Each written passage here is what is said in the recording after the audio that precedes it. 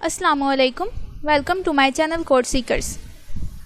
अभी तक हमने जो टॉपिक्स C++ के पढ़े थे और जिन पे प्रैक्टिस की थी उनमें हमारे सिंपल इनपुट आउटपुट स्टेटमेंट्स थी, उसके बाद if else and switch cases थे, और फिर लूप्स, और उसके बाद 1 डायमेंशनल अरेज और 2 डायमेंशनल अरेज। तो अभी जो हम चैप्टर स्टार्ट करने जा रहे हैं वो है फंक्शंस का, फंक्शंस इन C++।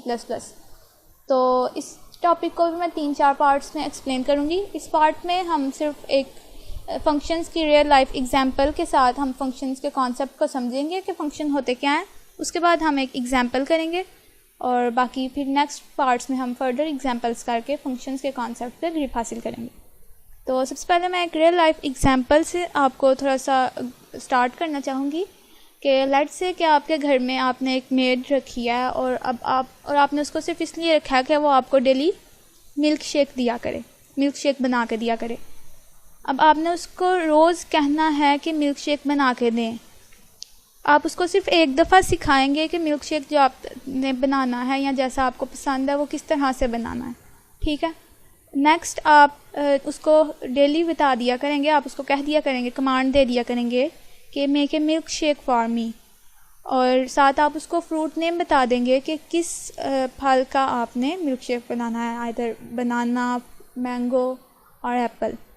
और आपको रिज़ल्ट में क्या मिलेगा, a glass of milk shake.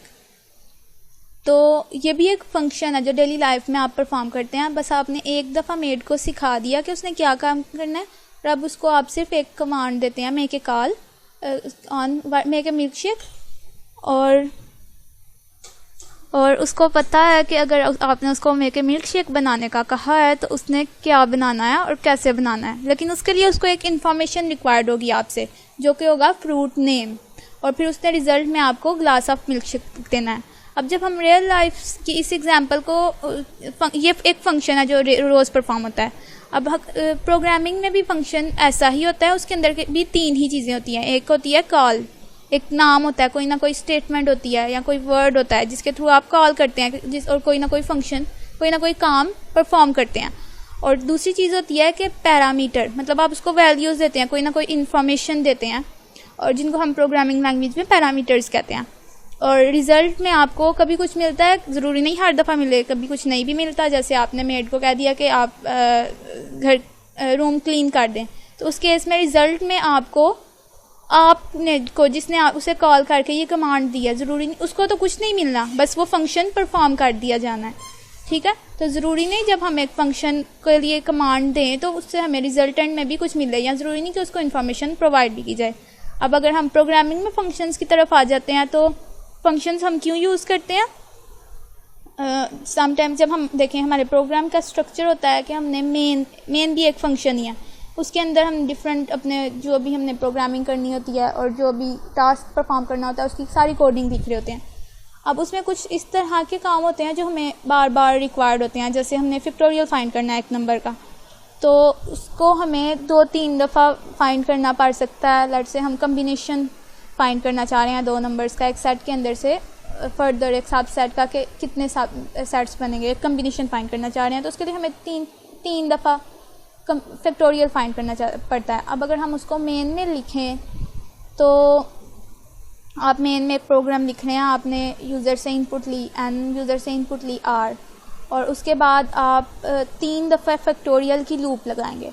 अगर उसमें आपने एक जगह पे लगाई, फिर वही कॉपी पेस्ट करके दूसरी जगह पे लगाया, बस वैल्यू चेंज कर दी, और फिर तीसरी दफ़ा भी उसी को पेस्ट किया, तो इससे आपका कोड थोड़ा सा मैसी नहीं हो जाएगा कि इतना, मतलब सेम चीज़ आप बार बार रिपीट कर रहे हैं। तो इस चीज़ को, रेपिटेशन को रिमूव करने के लिए और कोड में एक्यूरेसी लाने के लिए फिर हम उसका फंक्शन बना देते हैं। फंक्शन में मैंने आपको बताया फंक्शन के हमारे पास 3 चीज़ें होती हैं। एक हमारा फंक्शन नेम होता है, पैरामीटर्स होते हैं और रिज़ल्ट होता है। अब हमारे पास फंक्शंस 4 तरह के हो सकते हैं।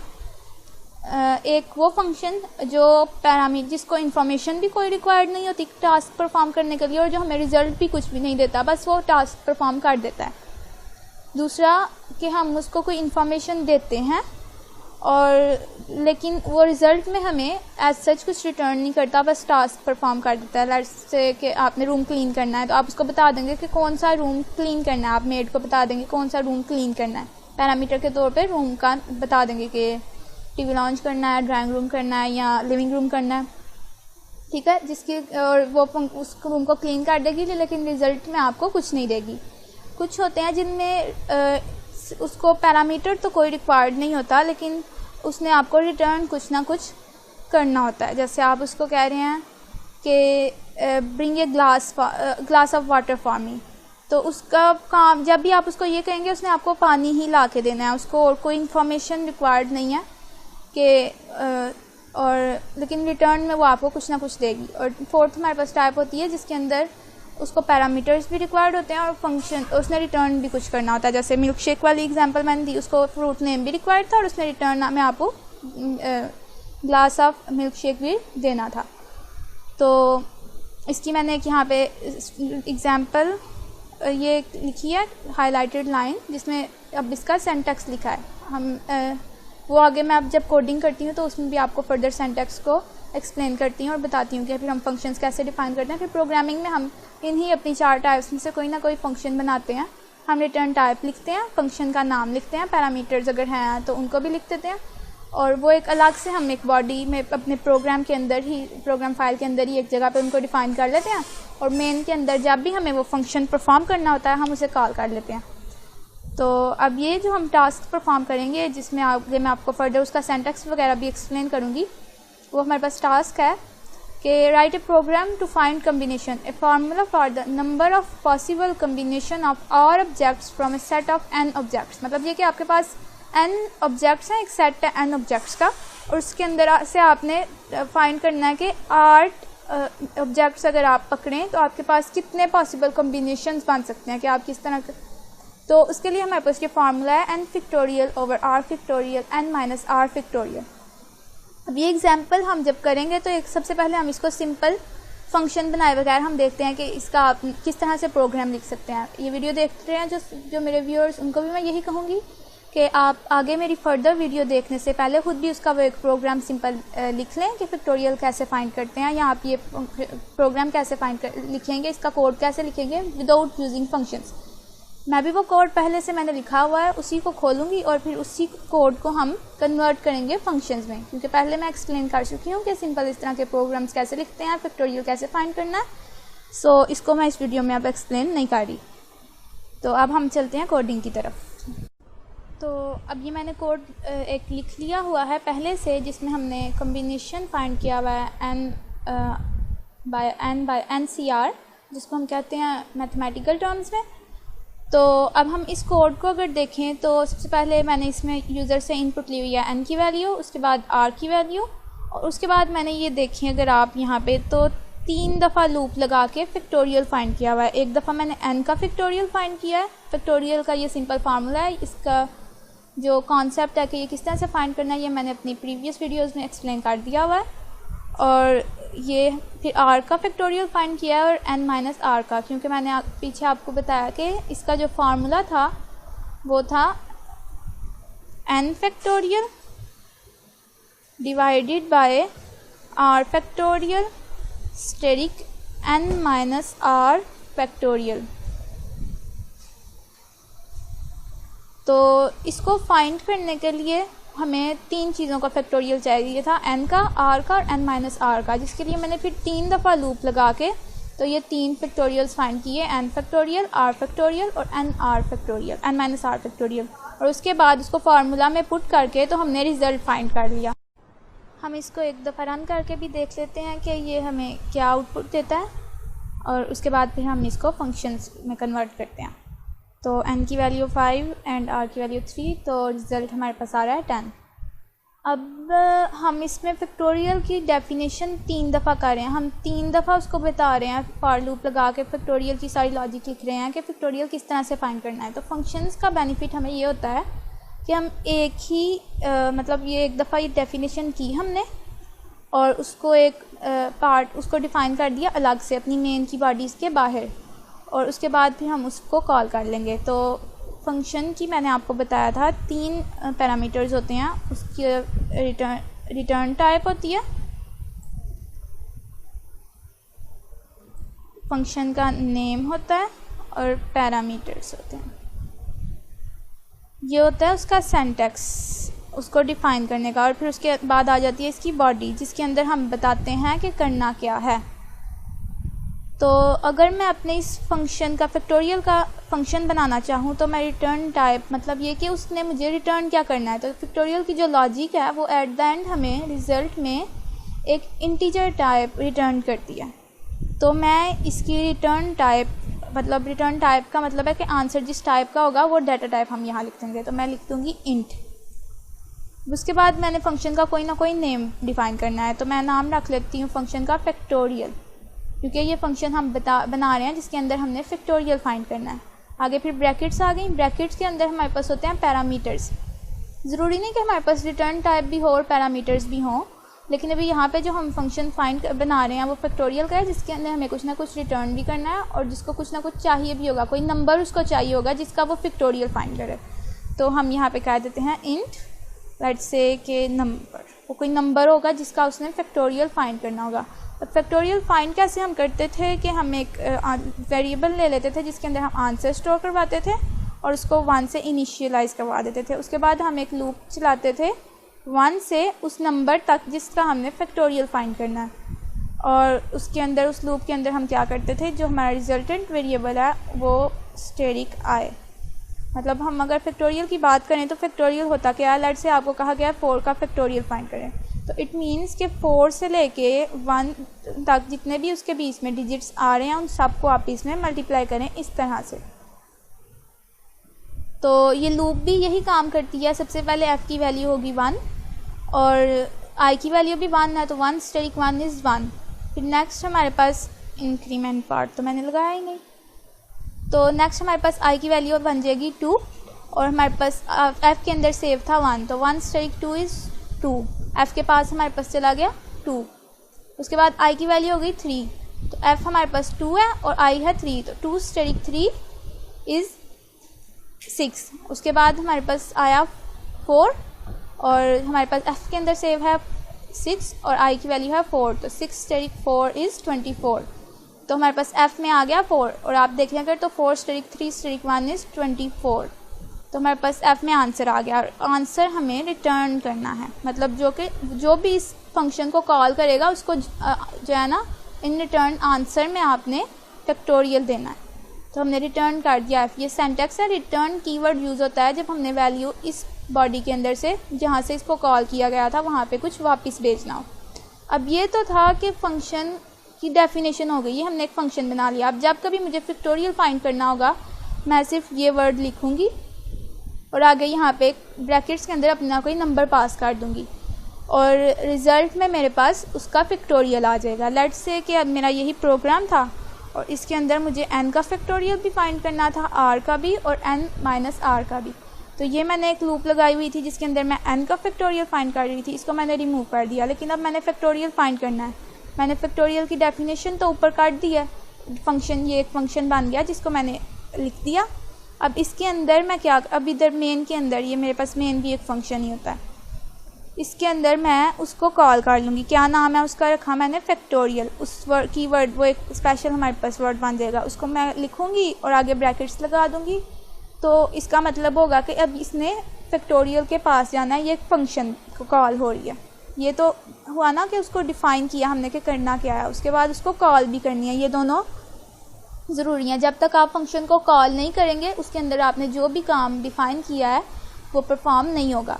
अब उसके बाद अगर मैंने ये तो लिख दिया तो आप देखें, अब मैंने खाली ब्रैकेट्स लगाई हैं, लेकिन अगर मैं फैक्टोरियल जहाँ पे मैंने इसकी डेफिनेशन किया उसकी ब्रैकेट्स देखूँ तो उसकी ब्रैकेट्स में मेरे पास है इंटीजर टाइप का एक नंबर, ठीक है।